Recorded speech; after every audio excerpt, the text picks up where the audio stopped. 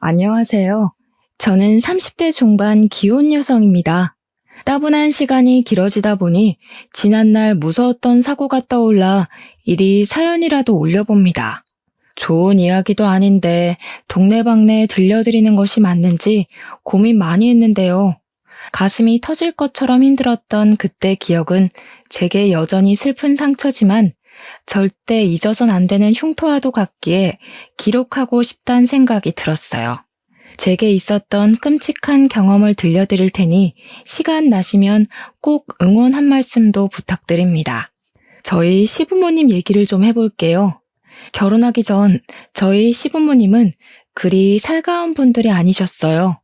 그러나 딱히 불편할 만큼 사람을 기분 나쁘게 하던 분들도 아니셨습니다.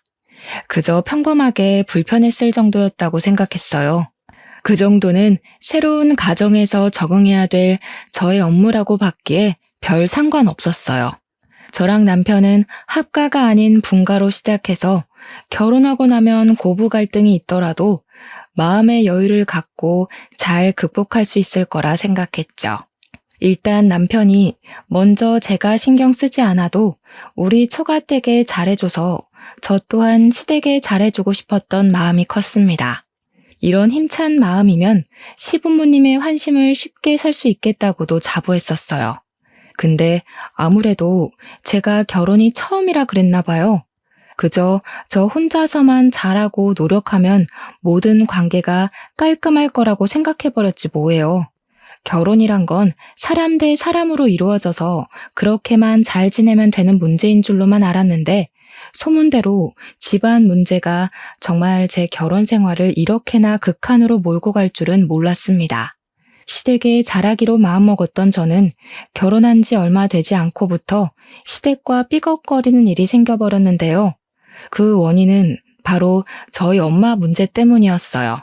저희 엄마는 제가 학창시절일 때부터 심장이 안 좋으셨습니다. 그래서 제가 수능을 쳤을 때도 수술하느라 마중을 못 나오시고 사경을 헤맸던 적이 있었죠.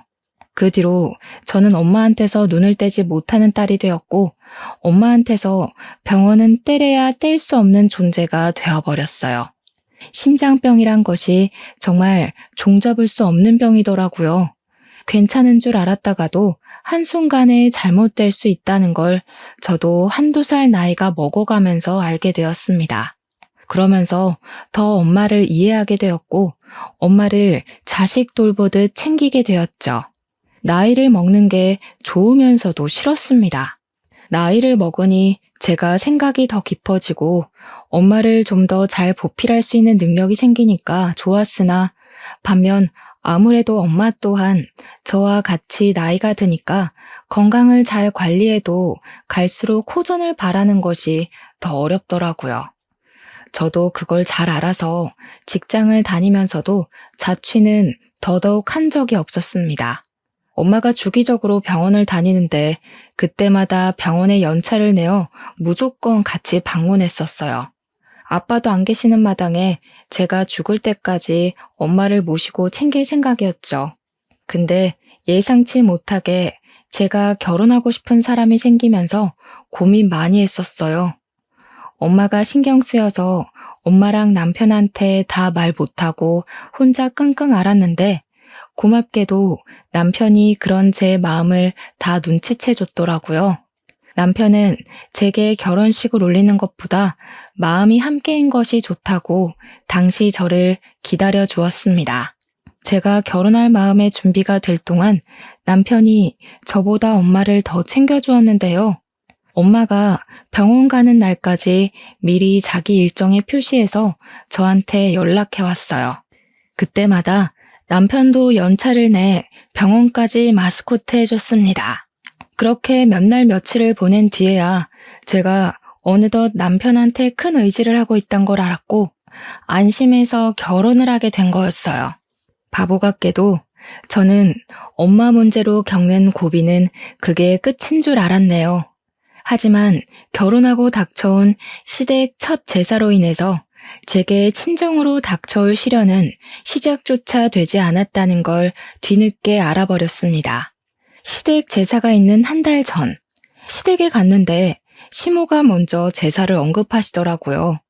저는 그때 시댁 제사 이야기 자체를 처음 들었기 때문에 그때만 해도 제사 날짜를 전혀 모르고 있었어요. 그래서 문제는 제사를 한다는 것이 아닙니다. 시모가 말한 제삿날이 우리 엄마가 병원을 가야 하는 날이랑 겹친다는 거예요. 무척 당황스러웠어요. 저희 엄마는 한번 병원에 가게 되면 치료를 받기 위해 미리 입원을 해야 하거든요. 한 3, 4일 진료 정도 기간이 필요해요. 그래서 저도 그간에 미리 일을 연차내고 엄마 곁에서 간병하기 일쑤였어요.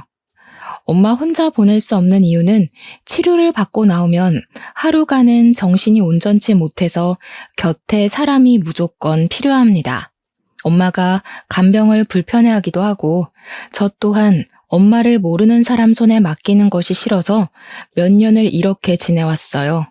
당황으로 입이 묶여 선뜻 대답을 못했던 저는 시모에게 최대한 양해를 구해야 했어요.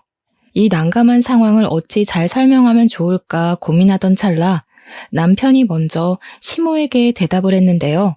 근데 남편이 말하는 걸 들어보니 남편도 제사 얘기를 자기한테 하는 시모를 당황스럽게 보더라고요. 무슨 소리를 하는 거야, 제사라니. 원래 제사는 형네가 했잖아. 여태까지 제사를 해본 적이 없는데 갑자기 왜 나한테 제사를 하래? 너네 형 지방으로 이사 갔잖니. 못 들었어? 발령 났다더라. 네 형이 없으니까 당연히 네가 챙겨야 할 거 아니냐.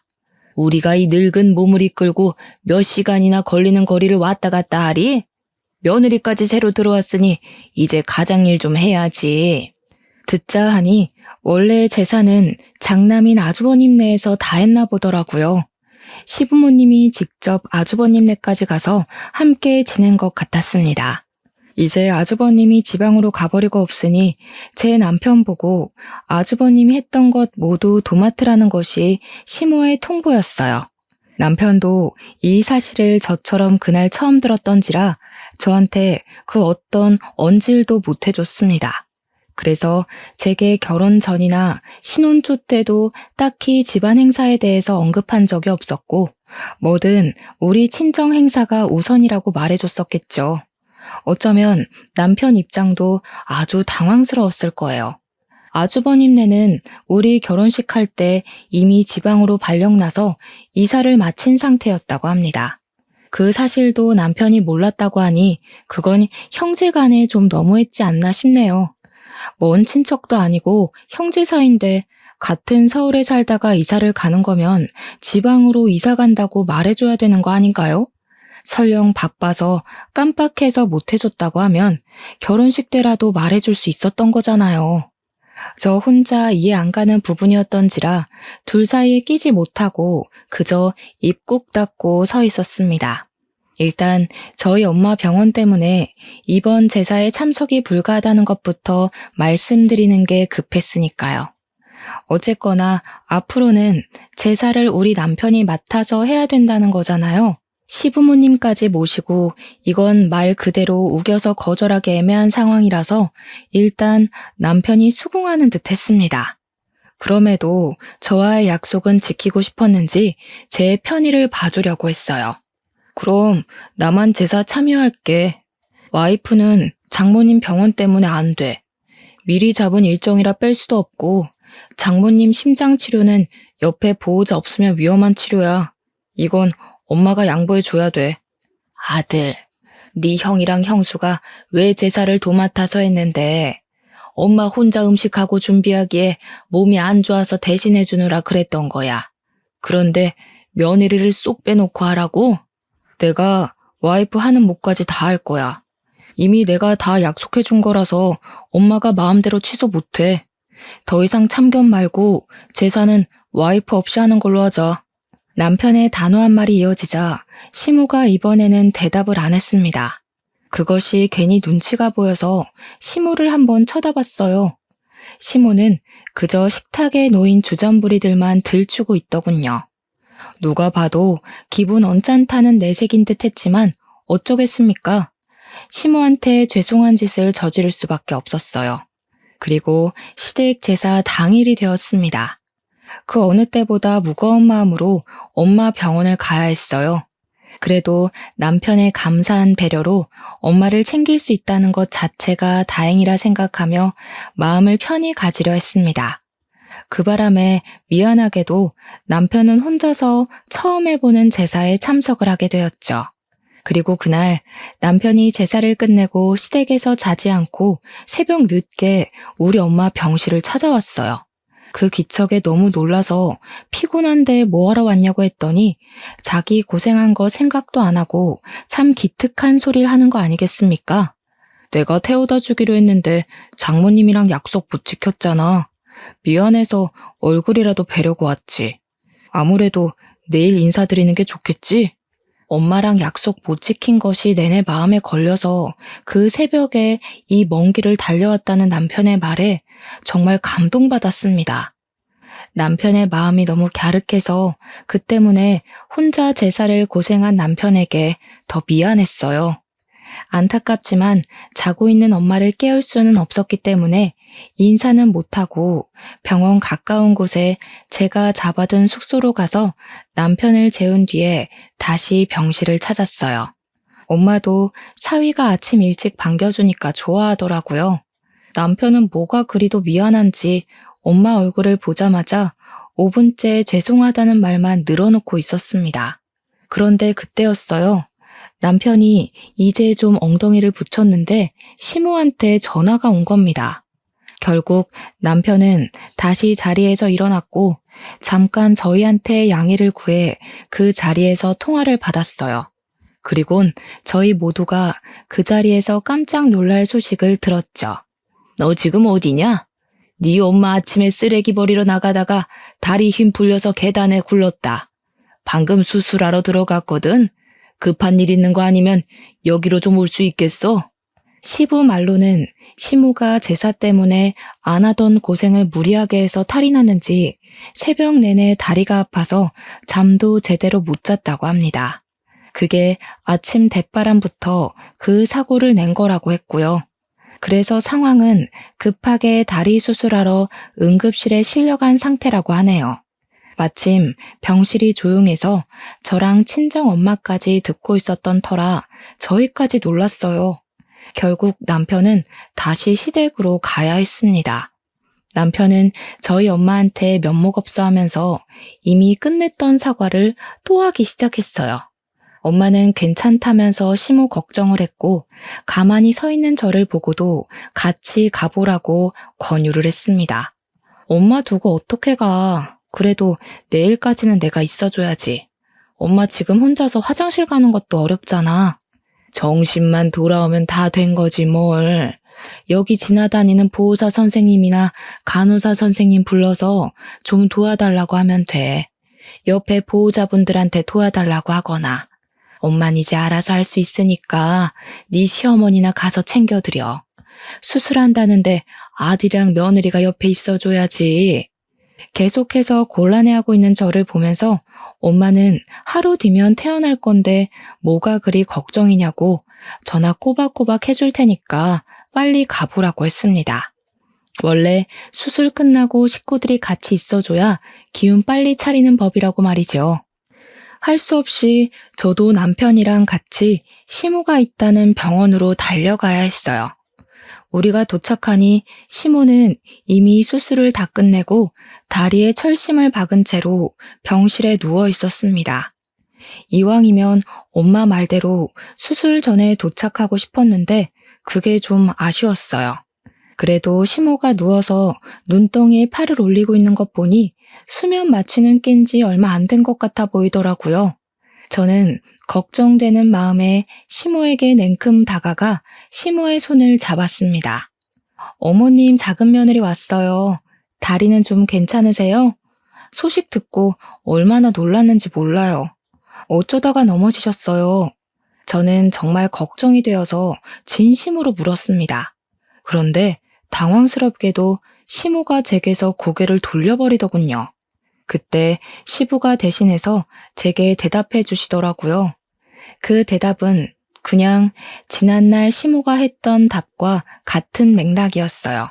시모가 원래 몸이 불편해서 제사를 아주버님 댁에서 했다는 것, 음식도 형님이 다 한 것이요. 그런데 오랜만에 시모가 형님이 해야 할 몫을 모두 다 했더니 탈이 난 것 같다고 하는 겁니다. 남편이 최선을 다해서 시모를 도와준다고 했지만 아무래도 요리를 못하는 남자이다 보니까 시모 입장에서는 일손이 부족했나 보더라고요. 근데 착각인 건지 왠지 말씀하시는 게 마치 제 탓 때문에 시모가 이렇게 다쳤다는 걸로 들렸어요. 그건 저만 그렇게 느낀 것 아닌 듯 했습니다. 누가 아침부터 쓰레기를 버리러 가래? 새벽 내내 다리 아팠다면서 굳이 그 무거운 쓰레기를 왜 또 들고 나가서 사서 고생해. 지금 아빠 말하는 거 꼭 내 와이프가 제사 안 도와줘서 엄마가 이렇게 됐다는 걸로 들린다? 엄마 다친 건 그냥 사고야. 괜히 말도 안 되는 걸로 트집 잡을 생각하지 마. 남편이 제 편을 들어주어 속이 갑갑하진 않았지만 왠지 모르게 상황은 더 나빠지는 것 같았어요. 시모는 한숨까지 쉬면서 저를 꼴보기 싫어했습니다. 그렇게 정막만 가득한 가운데 얼마 지나지 않아서 나중엔 오랜만에 보는 아주버님 댁까지 지방에서 올라왔어요. 시모 다쳤다니까 지방에서 냉큼 올라온 듯 했습니다. 시모는 내리 창밖만 보고 있던 고개를 돌려서 형님과 아주버님을 마주했는데요. 저랑 남편이 왔을 때는 눈도 안 마주치더니 조금 섭섭하더라고요. 물론 제가 미운털 박히게 행동해서 남편까지 밉보이게 만들었겠지만 어떻게 저 하나 때문에 자기 둘째 아들한테 마저 삐치는 건지 모르겠더군요. 이미 그것만으로도 시모의 속없는 이중 면모가 잘 보였는데요. 시모는 자기 편이 수두룩해지자 용기가 치솟았는지 갑자기 입이 살아서는 제가 같은 공간에 있는데도 서슴없이 공격적인 말을 내뱉더라고요. 내 살다 이런 경우는 처음 본다. 어떻게 시댁 제사가 뒷전일 수가 있어? 하늘이 두 쪽 나도 시댁 제사는 며느리한테 제일 우선이어야 되는 거야. 나 때는 그랬다고. 어디 남의 집 전통 말아먹을 일 있나? 그네야, 내가 앞으로 너 없이 제명에 살까 싶다. 저 들으라고 하는 소리가 분명한데도 시모는 제게 눈길 한번 던져주지 않았습니다. 그제야 저는 시모가 어떤 사람인지 좀 더 명확하게 윤곽이 잡히더라고요. 결혼 초에는 그저 시모가 저를 어색해해서 대면대면하는 거라 생각했는데 알고 보니 그게 아니라 애초에 저랑은 굳이 살갑게 지낼 관계가 아니니 선을 그었던 것 같습니다. 막 도착한 형님은 마치 보란 듯이 시모와의 친분을 더 과시했어요. 꼭 직장을 가면 텃세 부리는 사람들 있잖아요. 형님을 보면서 그런 기분을 느꼈습니다. 시모를 걱정하는 형님 멘트에서 은근히 저를 질책하는 내용도 있었거든요. 아니나 다를까 형님이 제게 기어이 한마디를 하고 싶었나 봐요. 제가 반응 없이 가만히 있자 시모를 내버려 두고서 저를 획 돌아보더라고요. 동서, 결혼한 지 얼마나 됐다고 시댁 어른을 이런 식으로 모셔? 아무리 젊은 사람이라 해도 그렇지 30대면 그렇게 생각 없을 나이도 아니면서 어머님을 이렇게까지 다치게 해? 제정신이야? 이봐요 형수, 우리 엄마는 혼자 계단 내려가다가 구른 거예요. 뭘 제대로 알고 말을 뱉어요. 잘 알지도 못하면서 누구한테 제정신이라는 거예요? 제 와이프한테 말이 너무 무례한 거 아닙니까? 네, 도련님. 저런 애들한테는 좀 무례하게 굴어야 말귀를 알아듣거든요. 오냐오냐 해주면 머리 끝까지 기어올라서 나중엔 어머님 온몸이 남아나지 않을 거라고요. 그때 돼서 이혼한 애 만에 집안 뒤집지 마시고 지금부터 와이프 교육 똑바로 시키세요. 형님은 시댁 사람들 사이에서 큰 소리 떵떵 치며 시댁 편을 들었습니다. 보니까 시모가 왜 아주버님 댁이 오자마자 하소연했는지 알겠더라고요. 형님이 나서서 속 시원하게 자기 편을 들어줄 줄 알았던 거겠죠. 식구들이 시모 다친 것을 다 제 탓으로 몰아가자 그 상황에서 가장 화난 것은 남편이었습니다. 남편은 자기 식구라고 숨기는 것 없이 솔직한 심정을 토로했어요. 다들 너무하네. 우리 집도 시가 집안이다 이거야? 이러려고 우리 부른 거야? 숨이 막힌다. 멀쩡하게 눈 뜬 거 봤으니까 갈게. 남편은 식구들에게 크게 실망했다는 표현을 표출하고서 저를 데리고 병원을 빠져나왔습니다. 그렇게 밖으로 나온 남편은 시댁 식구들을 대신해서 저한테 사과했어요. 그게 어디 남편이 잘못한 일인가요? 남편 탓 아닌 걸 알아서 남편한테 화나진 않았어요. 아까까진 시댁 식구들한테 짜증이 났지만 막상 나오니까 그 짜증이 또 그리 길게 가지도 않았어요. 그건 아마 제 기분이 극에 치닫기 전에 남편이 자꾸 알아서 다 해결해줬기 때문이 아닌가 싶습니다. 이후에는 그냥 고민 많이 되었어요. 남편 말로는 시댁 제사가 4달 뒤에 또 있다고 했거든요. 그걸로 남편도 걱정이 많은 것 같더라고요. 시모가 그때 우리 집에 와서 제사를 지낸다고 그랬대요. 물론 남편은 그 제사도 제가 원하지 않으면 자기가 혼자 한다고 했습니다. 솔직히 저희 엄마 사정 이해 못해주는 시댁 제사 따위 신경 써주고 싶지 않은데 남편 집안이니까 아예 무시할 순 없는 노릇이었어요. 그렇지만 역시나 시댁 얼굴을 안 보게 살 게 아니기 때문에 남편을 위해서라도 괜찮다고 다음엔 같이 하자고 했습니다. 그날 이후 왠지 모르게 마음 편할 날이 없었어요. 시모 다리 다친 것 때문에 자주는 못해도 가끔은 시댁을 들여다봐야 될 것 같다고 남편한테 말하면 남편이 그냥 신경 꺼도 된다고 하더라고요.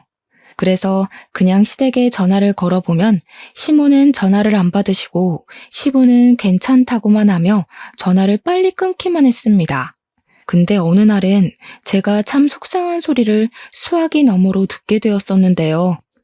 또 전화 왔어? 할 일이 그렇게나 없나? 제삿날만 콕 집어서 잘만 빼먹더니 허구한 날 놀고 먹나 보네. 절대 오라고 하지 마소. 깨우면 귀찮아지니까.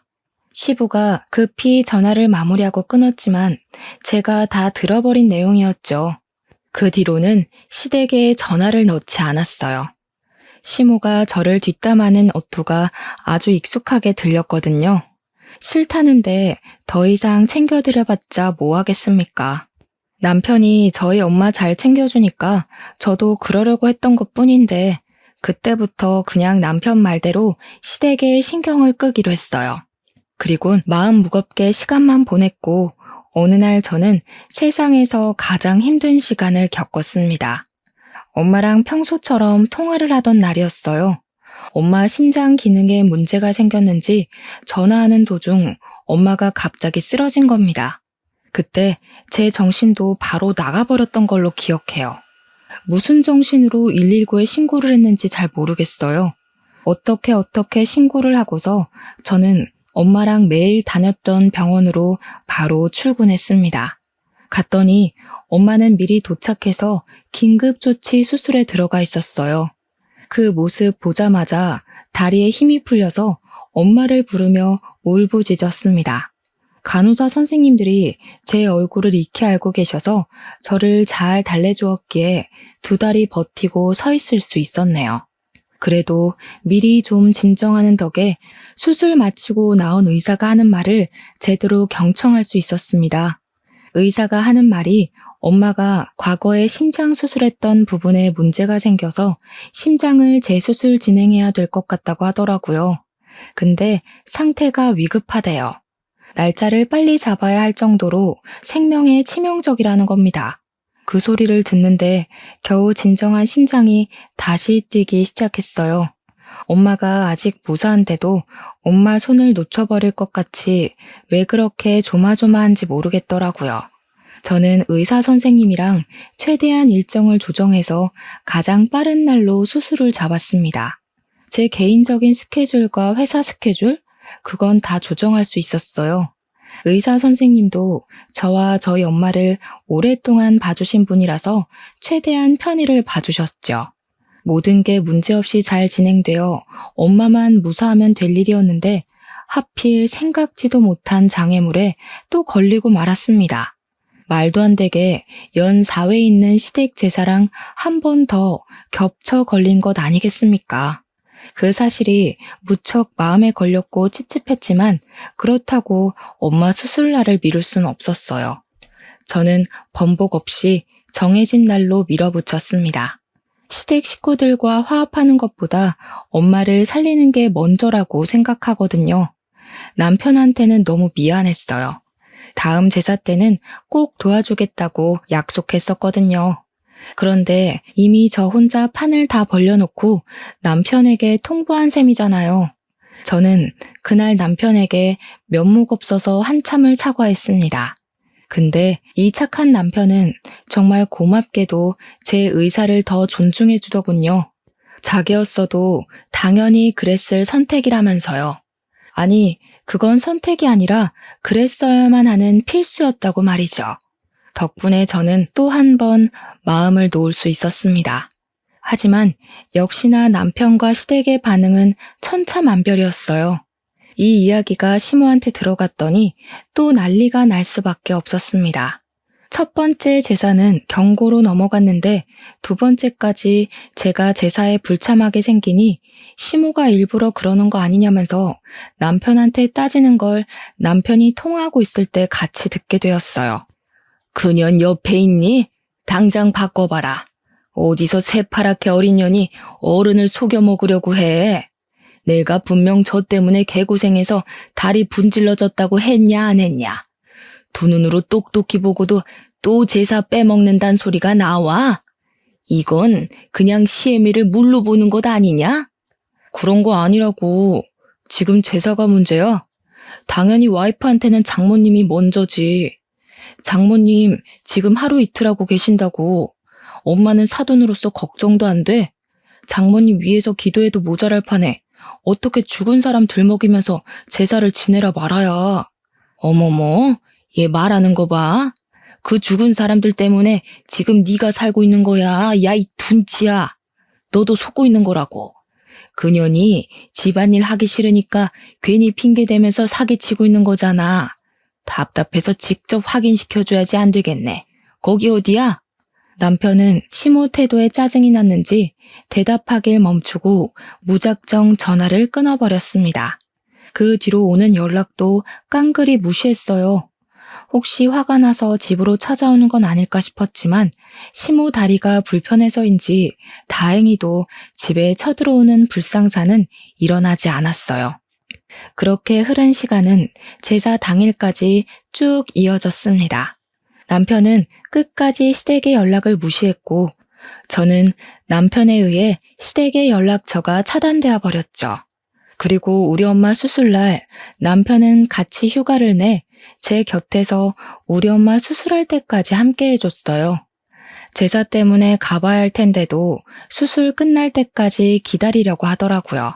당신 제사 준비하러 안 가? 시장은 오후 일찍 문 닫을 텐데 갈 때 어머님도 모시고 가야 하잖아. 필요 없어. 이미 인터넷으로 음식 주문해놨어. 나중에 저녁에 갖다 준다네.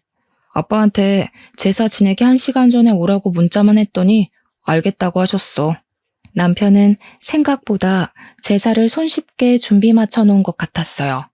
한 번의 실수를 겪고 나서 두 번의 사고를 치르지 않기 위해 생각을 많이 한 모양입니다. 그 과정에서 제 생각도 조금은 들어간 것 같아서 더 고마웠네요. 덕분에 저는 홀로 있었으면 더 무서웠을 공백 시간을 남편과 함께 하면서 조금 마음 놓고 기다릴 수 있었어요. 남편은 엄마 수술이 무사히 끝나고 병실로 이동하는 것까지도 동행해 주었습니다. 저희 시댁은 제사를 밤 10시쯤에 한다고 하더라고요. 그래서 남편은 병원에서 8시 30분에 출발을 하기로 하고 마음껏 저희 엄마 곁을 지켜줬어요. 한참 그렇게 같이 있다가 오후 7시가 지날 무렵 남편은 잠깐 근무 전화 받으러 자리 비웠고 저도 화장실을 다녀왔습니다. 의사 선생님 말이 수술 너무 잘 됐다고 예전처럼 예고 없이 쓰러지는 경우는 줄 거라고 하더라고요. 그 소리를 듣는데 얼마나 가슴을 쓸어내렸는지 몰라요. 엄마가 잘 견뎌준 게 가장 고마운 일이었기에 깨어나면 꼭 고생 많았다고 안아줄 생각을 했습니다. 그 잠깐도 못 견디고 엄마가 보고 싶어 얼른 화장실을 나섰어요. 다시 병실 돌아가는데 임직원들이 우리 엄마 병실 앞에 모여 있었습니다. 처음엔 우리 병실이 아닌가 착각했거든요. 근데 맞더라고요. 우리 병실 간호사 선생님이 저를 급히 찾는 거 아니겠습니까? 저 덩달아 놀라서 황급히 간호사 선생님을 따라 들어갔습니다. 눈앞에 보이는 광경은 제 심장이 다 멎을 정도로 처참했어요. 의사 선생님이 저희 엄마를 살리려고 심폐소생을 하고 계시더라고요. 저 그날 엄마 잃는 줄 알고 얼마나 울었는지 모릅니다. 오열하면서 엄마를 수도 없이 불렀어요. 그러자 뒤늦게 나타난 남편 또한 상황을 보고 놀랐는지 급하게 들어온 모습이 역력했습니다. 그런 와중에도 잡아주는 남편의 부축을 받고서 저는 더욱 정신을 못 차렸네요. 다행히도 엄마는 호흡이 돌아왔습니다. 의사 선생님 두 분이 계셨는데 그제야 한숨 돌리시면서 발을 동동 굴리는 제 앞으로 다가오시더라고요. 저는 두 선생님께 정말 감사하다고 넙죽 절을 했습니다. 그런데 의사 선생님이 잔뜩 성이 나서는 저한테 호통을 치시더라고요. 그러면서 하는 소리가 저를 무척 당황스럽게 했어요. 아까 그분은 보호자분 가족이세요? 대체 정신머리가 어떻게 되어 있길래 호흡기 스위치에 손댈 수 있단 말입니까? 지금 환자 죽을 뻔했습니다. 우리 간호사가 그 보호자분 낌새 눈치 못 챘으면 돌이킬 수 없을 뻔했다고요.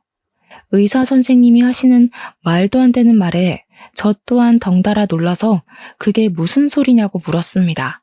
그러니 의사 선생님은 더 설명하기도 진이 빠진다는 듯 간호사에게 뒷일을 맡기곤 병실을 터덜터덜 나가셨어요.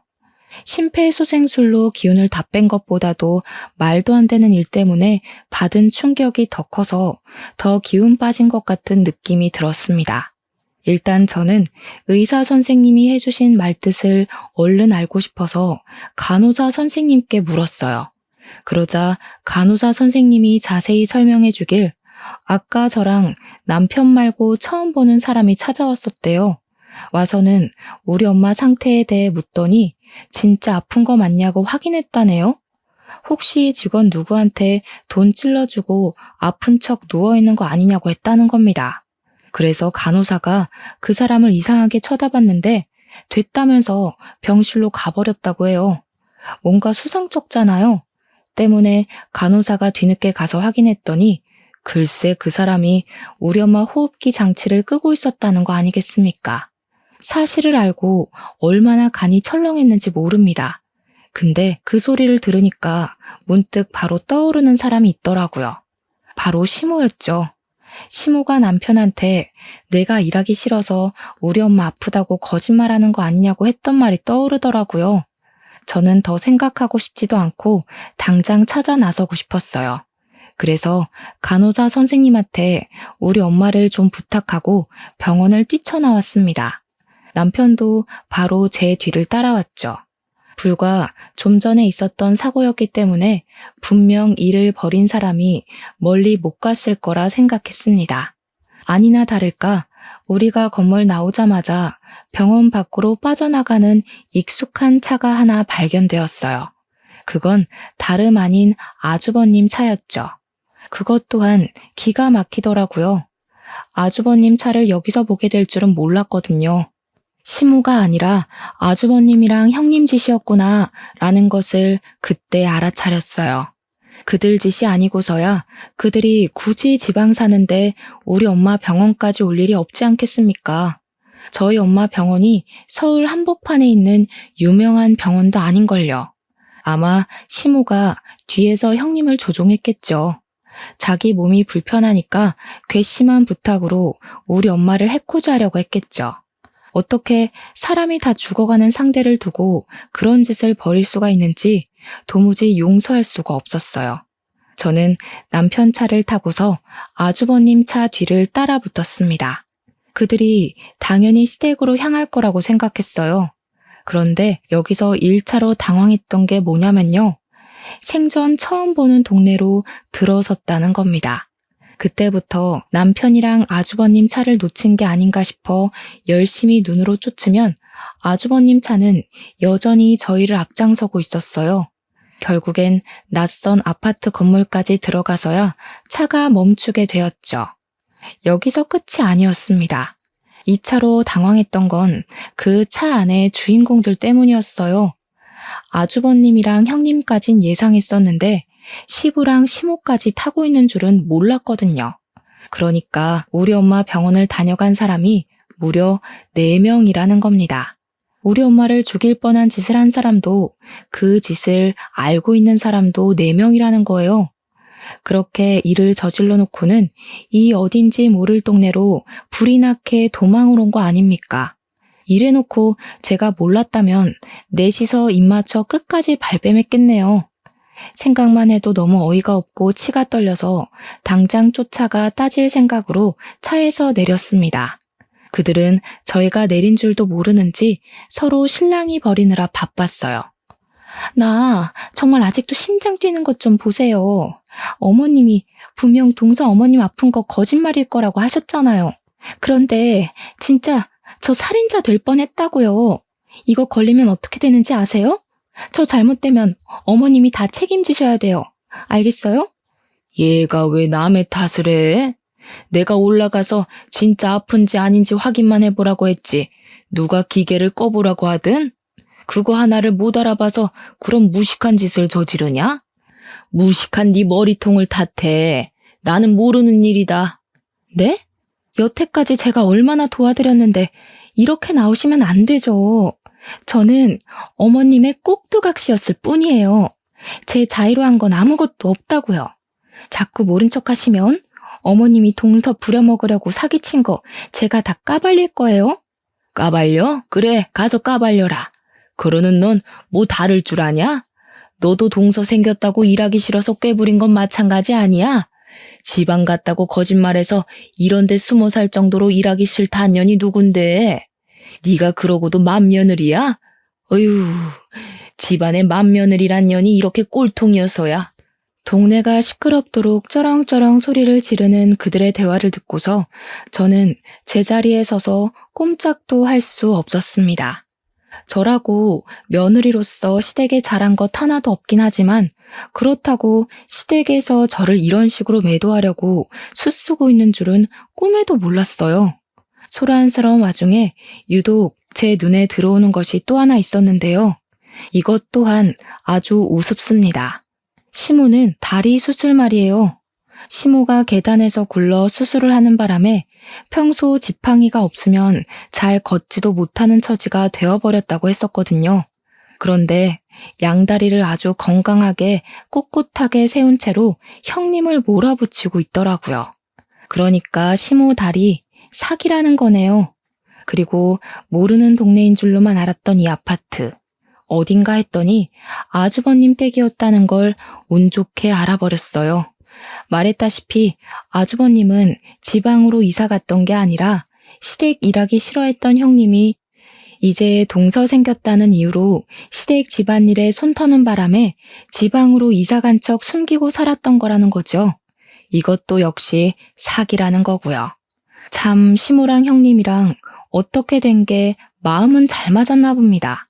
그러나 마음 잘 통해서 계획은 좋았지만 실천에서 영 엉망진창인 게 둘은 손발 안 맞는 짝인 게 증명된 셈이네요.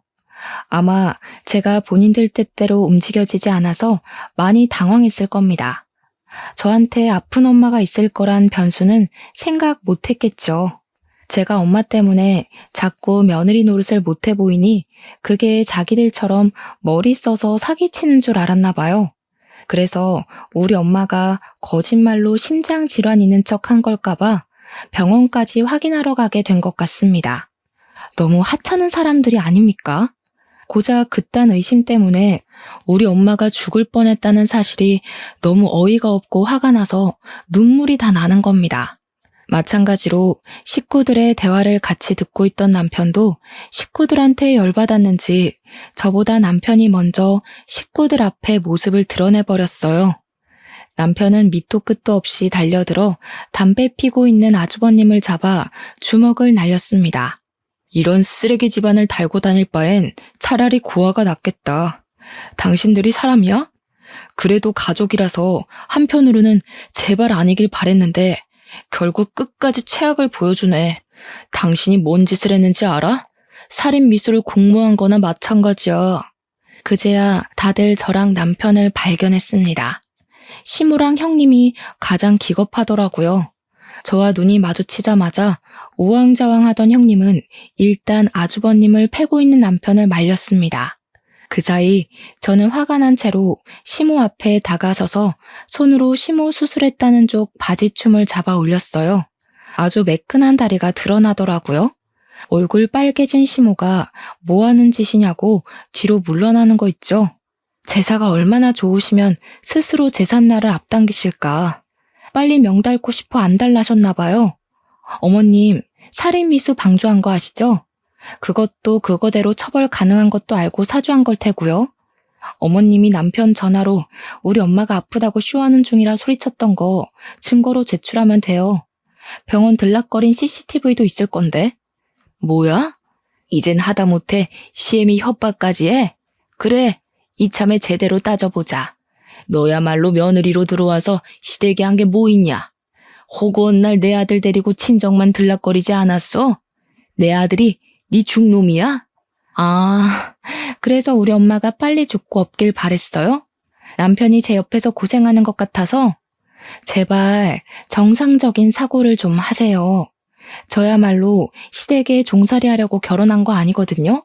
내가 당신 집 제사에나 목숨 걸려고 결혼한 줄 알아?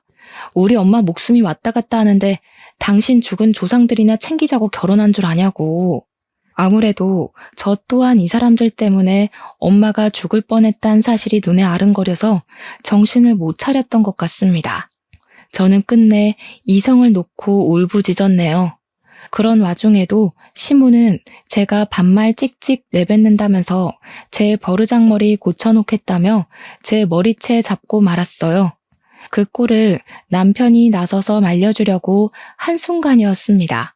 갑자기 시부가 먼저 나서서 말려주더라고요.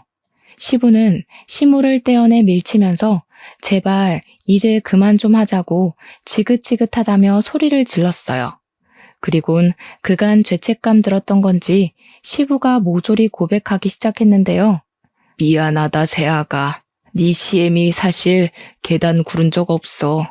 다리 수술은 나이 들고 무릎 연골 달아서 수술한 거야. 네가 제사 빼먹은 거 괘씸하다고 이 사람이 일부러 그렇게 꾸며서 네 죄책감 유발하려고 했었다.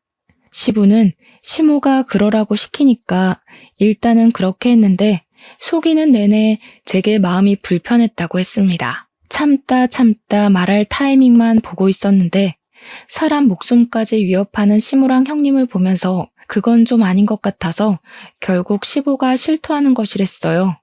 시부는 손수 증인이 되어서 제가 당시 현장에서 알 수 없었던 사실까지 다 말해주었습니다. 우리 엄마 병원 주소를 알아낸 건 아주버님이 몰래 우리 남편 차 내비게이션을 뒤져서 주소 빼내갔다는 것도 말해줬고 그걸 사주한 것 역시 시무라는 것도 알려주었죠. 저는 그 자리에서 더는 시무를 모시고 살기 싫어서 이혼하길 택했습니다. 근데 남편에게 미안하다고 이혼하자고 얘기를 하려는 순간 시부가 저를 막았어요. 시부가 먼저 시무한테 이혼 통보를 하는 거 아니겠습니까? 저 당황해서 한 발 물러나고 말았습니다. 이혼이라니? 여보 왜 이래? 당신이랑 내가 무슨 문제가 있다고 이혼을 해? 우리 둘 사이에만 문제 있어야 이혼을 해? 내가 당신이랑 같이 못 살겠어도 이혼은 할 수 있는 거야. 이혼 소송이 왜 있겠어? 난 사람 생명 함부로 생각하는 사람이랑 한 이불 덮고 못 자. 섬뜩해. 시부는 시무를 이혼 합의가 아닌 소송으로 처리해버렸습니다. 그제야 시모가 시부한테 매달리며 사과하고 난리를 부렸어요. 그 와중에 형님은 아주버님한테 어떻게 좀 해보라고 애원했죠. 저는 그런 형님한테 한마디 던져줬어요.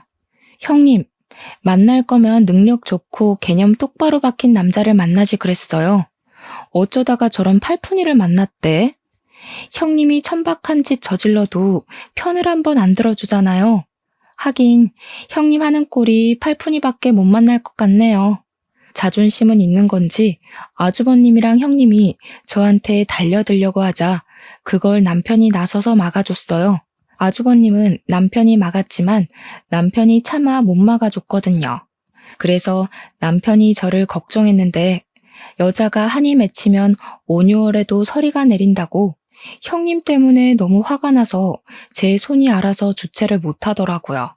다가오는 형님에게 그만 손바닥을 날렸지 뭐예요?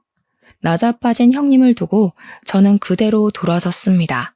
마침 경찰차가 들어오더라고요. 남편이 뒷정리를 해주고 저는 남편 차 안에서 병원에 전화하며 엄마의 상태를 묻기 바빴네요. 시부 덕분에 저는 남편과는 이혼하는 불상사는 면했어요. 남편 같은 좋은 남자와 이혼했다면 평생 후회했을 텐데 그거 하나는 다행이라 생각을 해요. 아무튼 그 뒤로 저랑 남편은 시무랑 형님에게 손해배상 청구하고 살인미수 방조죄로 고소했습니다.